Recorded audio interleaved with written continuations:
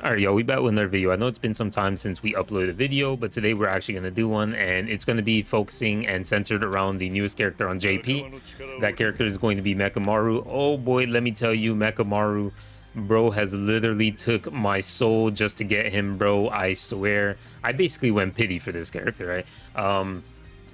I didn't have much luck on JP. I never really did. Of course, I got lucky, of course, like, you know, with Sukuna and the main Gojo.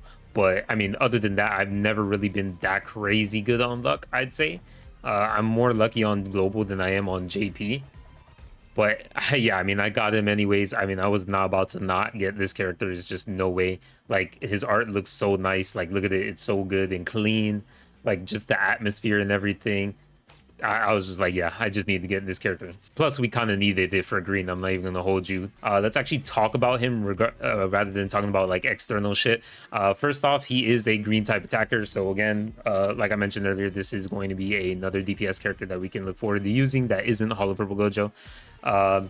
He basically plays around like accumulating these Mechamaru counts with his skills, and then in return he's going to kind of increase his damage on his skills and special move depending on how many counts they have on the enemy. And he's kind of specialized towards, you know, his AoE damage of his two skills, and then of course his special is also AoE. So his special is going to be a nuke.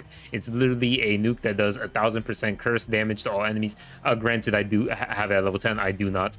And it's going to increase its damage up to 100% based on how many Mechamaru counts that he has on enemies. And then one shortcoming though, however, is that his special cannot be used during domain expansions. So that's going to be the more tedious part. Now we have skill 3.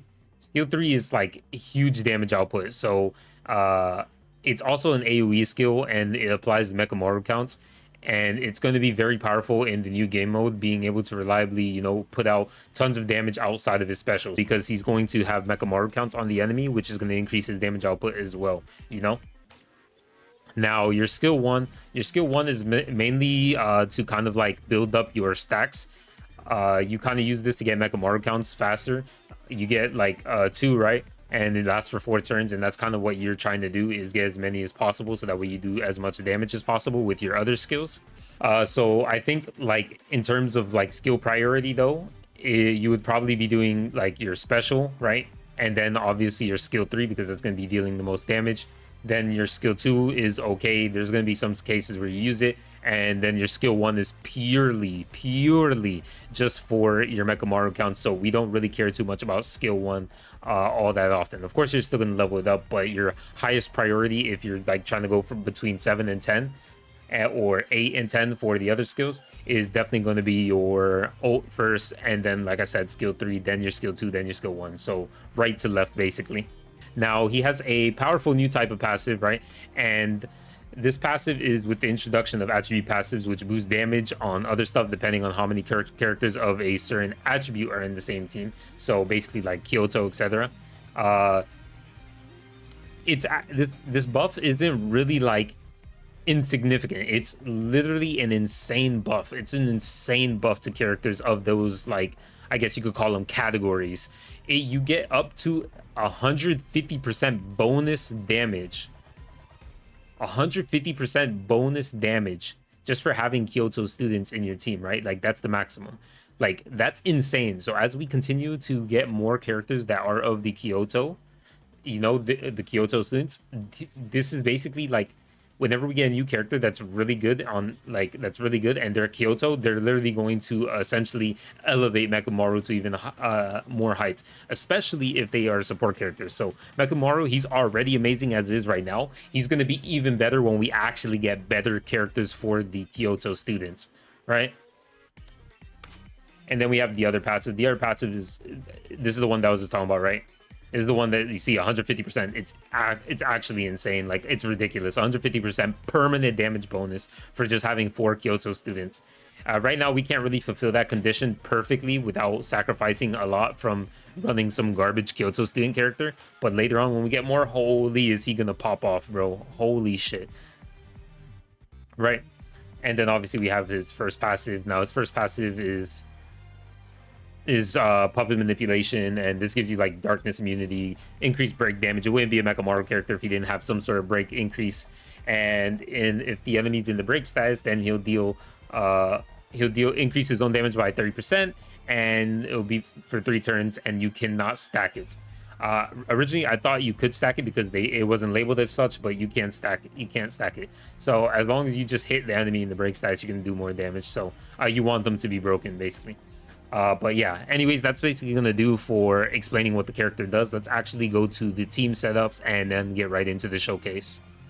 All right, so here is one of the first teams of the 2 that we're going to talk about. Obviously, we have the Nuke team on the next page, but here we're going to be talking about the actual normal team. So here, as you can see, we have Mechamaru. He is going to be our main DPS, and how he functions is that you want to kind of have him put Mechamaru counts, but on top of that, he has a passive where the more Kyoto student high characters you have, the more damage bonus he gets, up to 150% if you're running 4, right? You're running 3 here, so you're going to get quite a bit.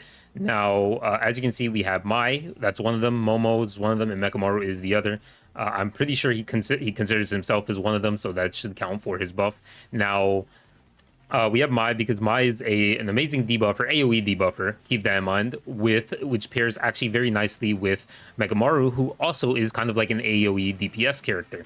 Now we have Momo because she's probably one of the best buffers in the game, providing damage. They'll increase 67%, I believe, each buff, and then on top of that, you also get break damage 20%, right? And you only need 2 turns to activate, like to stack them, right? You only need 2 turns, so you can conserve a lot of cursed energy compared to other characters like Yaga and Nanami, who have to use 20 cursed energy, essentially using a total of 80 cursed energy to just get, you know, their kind of buffs get like fully stacked out. Then we have Yuki for cursed energy regen. You're going to want that, especially for, you know, characters like Momo on your team and Mechamaru to be able to use his good skills. Now we have, of course, the memories. We just have a wish from the past because they have survivability, so that it's a very nice memory to be using. And then we have Kamo's archery lesson here. That's going to be increasing all our damage a little bit. And then on top of that, we have perfect sync because that's basically going to be kind of like the best memory for Yuki as it stands for quite some time. And then obviously non-standard on Mechamaru. The biggest reason for this, and I know people are going to be questioning me, well, he is kind of mixed. Yes, he is, but his ult is based off of curse damage, and I feel like you should just kind of focus mainly on that, to be honest, because that's kind of what you're aiming for. His skill 3 will always still do good damage, and then obviously your other skills are like, yeah, whatever. Who cares? They're just there for their effects, right? And then we move on to the next team, which is going to be the Mechamaru Nuke team. So we're going to have domain Megami because Megami is going to set up with his domain. I know what you're thinking. Why do we have domain Gojo? He's going to cancel out domain Megami. We use domain Gojo on the final turn of domain Megami's ult. So that way, even if he cancels it out, we already got all the debuffs that we need for Megami. And then that allows our domain Megami, Gojo to do his debuff as well. Now, of course, it's not going to be at max efficiency. It's going to be at its lowest efficiency, which is just 100% damage increase to the enemy. But I mean, it's still going to be better than nothing. Then we have Momo as one of the good buffers. And like I mentioned earlier, Kyoto student, so that's just going to mean that Mechamaru is going to be able to dish out more damage until we get more characters that are of the Kyoto students and kind of fit. So like if we could get another Kyoto student that's more mainly a debuffer, like obviously we have Mai, but like one that debuffs on a greater scale, that's definitely going to be a lot more helpful in making our Mechamaru dish out more damage.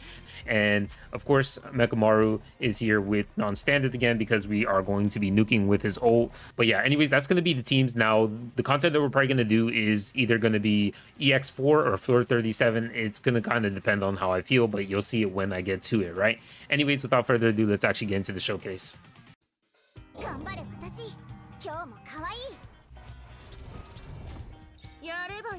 All right, so here we are on the actual, you know, stage, EX4. This is the one where we're going to be showcasing the normal team.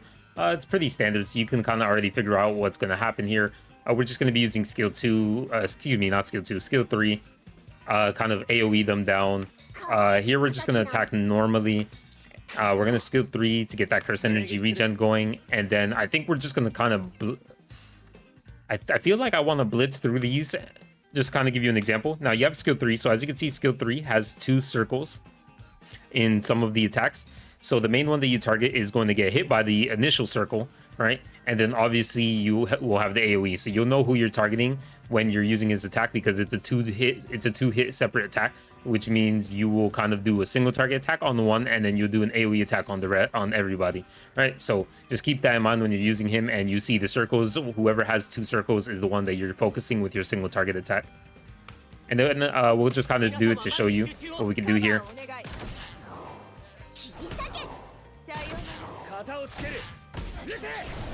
As you can see, he literally cleared out the whole wave with just one skill 3.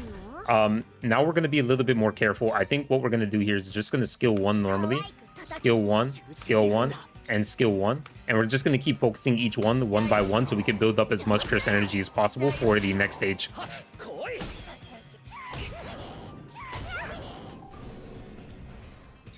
Because I'm trying to be a little bit careful here.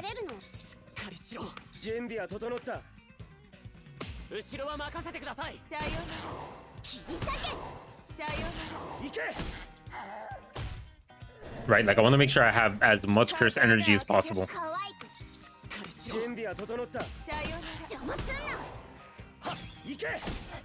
Okay, perfect. Now we're into the next stage. All right, here is where we start cooking. So here we're going to use our skill 3. Then we are going to buff with our Momo.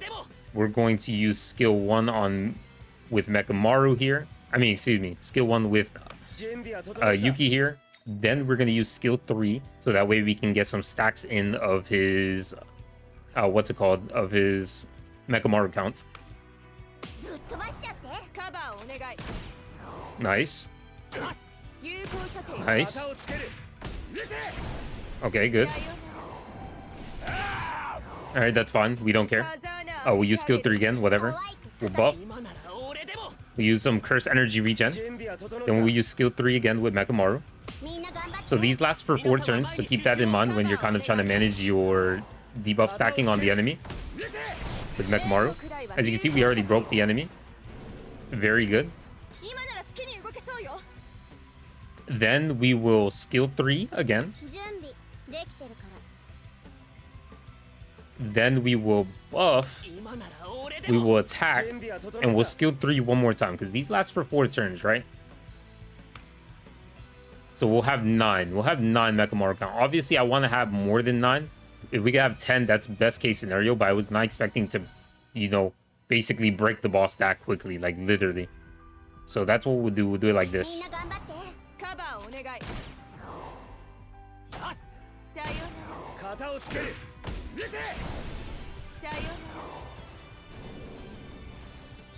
So as you can see, we have 9 stacks. Obviously, we wanted to have 10. That would have been the best case scenario. But I still don't think, even with that, you know, loss of 1 Mechamaru count, that we're going to lose a drastic amount of damage. But I think with the Mai on our team, we'll kind of compensate over that. So here we're going to use, of course, our ult. Then we are going to buff using Kamo's archery lesson.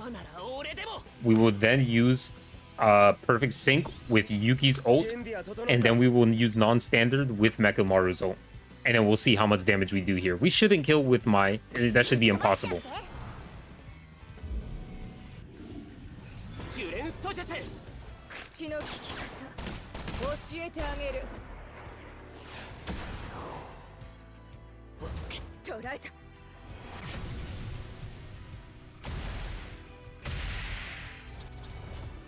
All right, here it comes.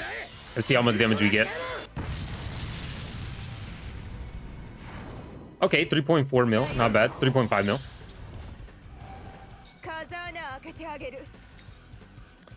Then we will skill 3. We'll heal 2 because this guy's gonna attack us. We don't want to get hit. We don't want to die. Then we'll buff. We'll skill 3, and then we'll just start spamming skill 3s again with Mechamaru. So again, keep in mind when you're using Mechamaru, you can, of course, refresh the cooldown durations, like the durations on the actual Mechamaru counts with skill 2. Just want to point that out. Just in case if I missed it earlier, I'm pretty sure I didn't talk about it while I was doing the skill overview of him.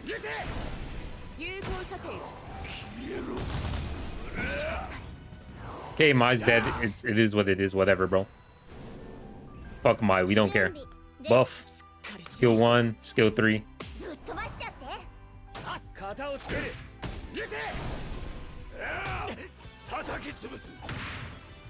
Yeah, whatever, bro. Nice damage, by the way. Then we'll just buff again. We'll attack again, and then we'll skill 3. That should be able to be enough to, break him. Like, he does really good break damage. He does a lot of good damage too at the same time. Here we're gonna buff. We're going to skill 3. That should get me to my ult again. And here we'll kind of extend it, right? So we'll use skill 2 here to extend it. And then we'll go into our ult. So obviously we don't have Mai here to kind of give us those debuffs on the enemy to do even more damage, but I think it's still fine. And we don't have the, of course, perfect sync, but we'll just use this right here with the ult, and we should be chilling. Momo will go first, she'll buff, and then we'll go into, of course, Yukio with Mechamaru's ult. Easy. See how much damage we get here without Mai and without the memories. And 1.6. It's alright. But as you saw, we got his ult very rapidly. It wasn't slow whatsoever. Like, we got it almost immediately. I'd say it's pretty good damage considering we're not using like a bunch of like buffers and shit on the team. It's purely just Momo and kind of Yuki's ult, and then obviously the debuffs from Mai. So I still think his damage output's good, but like I mentioned earlier, he's definitely a character you want to run with Kyoto High students. So if we had another Kyoto High student that can function well with him, I'd use him. Obviously not Miwa, because Miwa's fucking dog shit. But yeah, you know what I mean. Maybe we'll get a green Toto in the future that can kind of buff whoever's behind him, and that could be Mechamaru, and maybe to give him like cursed energy regen or some shit, something that will kind of make him feel like more impactful, so that way you can run a full team of Kyoto High students. Anyways, without further ado, let's actually get into the Nuke showcase. All right, y'all, as you can see, we are here on the Nuke team. We are on floor 37 of Illusionary Tower. I decided to kind of just skip all the nitty-gritty part where, you know, I kind of went through it and kind of went all the way to the end of the Nuke showcase. I felt like it just wasn't like the point. The point was to kind of show the numbers, right? So I just kind of skipped out and cut out that part to kind of make it shorter for you guys, considering I already yap enough and kind of make the video long as it is. So here we're just going to kind of show you what we can do. The boss is already in the break status. He has 11 counts of the Mechamaru. We have the debuff active, so we have 2 stacks of the debuff from Megami. We're gonna have another one, this third one right here, which we're gonna use right now. I changed the memory, as you can see, on Gojo, which previously was the panda memory. I changed it to perfect sync because I felt like we had to wait anyways until we get to Megami's ult, and then obviously the 3 turns of his ult. So I felt like, okay, well then there really isn't any reason to run Panda, because we'd still have to wait for Megami to be ready to go anyways with his debuffs. So we use perfect sync, and as you can see, we do have the ult in time, which is gonna be perfect for us. So we're gonna use, of course, that with Megami Gojo's ult, which is gonna cancel out Megami's ult, but that's okay because we already got all the debuffs. It's not gonna be maximum efficiency. As you can see, we're only gonna have like literally only 100% or some bullshit.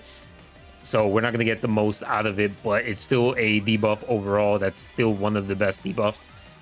We're going to have our second turn of buffs. As you can see, we already have one turn of buffs right here, 62% and the 20% break. So we're going to get a second one from Momo here. And then, of course, we're going to be using the ult with Mechamaru. We have the max count. We have the non-standard to increase the curse damage output from the ult itself, because it's purely curse damage. And of course we have the Mechamaru counts, which is gonna, I believe, be the maximum Mechamaru count damage that we could get, because I think it only stacks 10 of them, right? And you only get 10% for each one. I could be wrong, but I'm pretty sure that's kind of how it was stated on the wikis, so that's kind of what I'm going with for now. And yeah, this is going to be, of course, how much damage we see on Nuke Showcase from Mechamaru.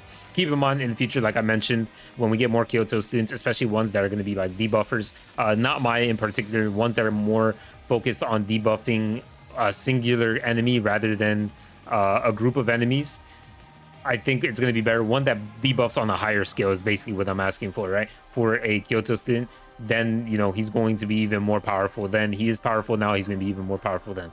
So let's get right into it and kind of showcase how much damage we're going to do with the nuke.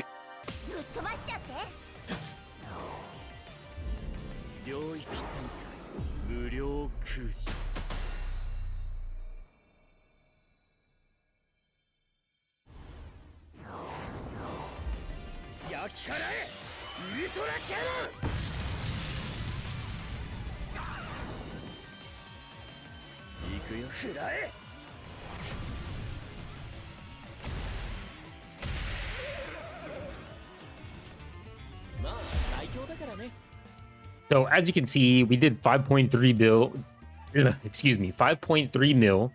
And I'm not gonna lie to you, that's actually really good. Now, people might be like, "Oh, that's not that good." Trust me, brother, it is that good.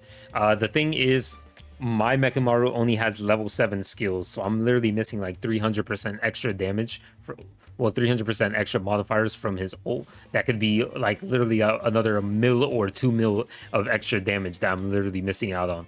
So it's like he does a lot of damage, as you can see, and I already said this before, but I can't stress this enough. He's only on like 1,069 ult gauge charge, right? That's all you need to do his ult. It's very easy to do with this character, especially when you're doing like normal content. He's gonna be mainly the one killing all the mobs, which means he's gonna be charging up his ult faster than other characters very easily, because he's AoE, right? He does AoE, he does single target, he does it all. He does debuffs to the enemy, he has high damage output. All you need is debuffers to kind of pair with him and other buffers to kind of elevate the damage he does. And yeah, as you can see, he does 5.3 mil with ease. I don't even think that was a crit either. So yeah, he definitely has a lot of potential, and he's very powerful, especially for the new game mode. Digging the character, love how he plays. He's another green character, just like Hollow Purple Gojo and Green Ghetto, and those are also one of my 2 favorite characters to use in content. And yeah, he's just going to be the 3rd edition, I guess. It is what it is. Anyways, I appreciate you guys for watching. That's going to be the Mechamaru showcase. I'll see you guys in the next one. Peace.